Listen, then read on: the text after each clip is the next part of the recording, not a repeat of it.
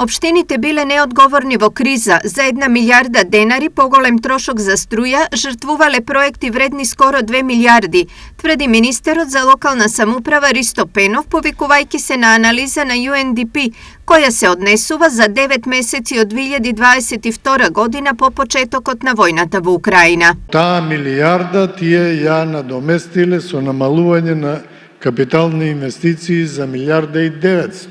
Дупло. И при тоа ги зголемиле долговите за додатни 800 милиони денари, што говори за еден катастрофално лош или нерационален однос кон развојот на општината и однос кон граѓаните. Според Пенов, голем дел од општините потврлиле и кога во прашање е прибирањето на средства од граѓаните и фирмите. И тука, најиздашниот извор на приход, веќе говорев, данокот на имот е најмалку искористен. Се смета дека повеќе од 70% од објектите не се евидентирани за да се оданочуваат.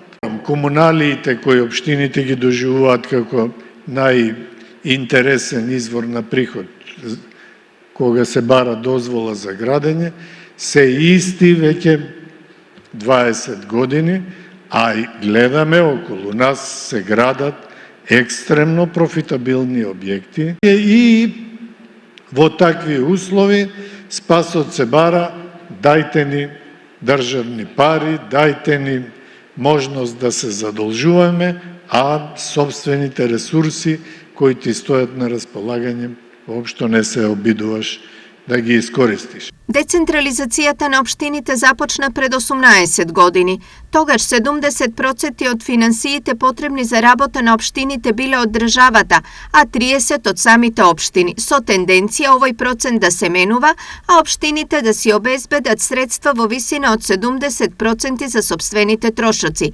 Но и денес 70% од парите и понатамо доаѓаат од централниот буџет, што значи дека децентрализацијата и по 18 години останала на исто ниво.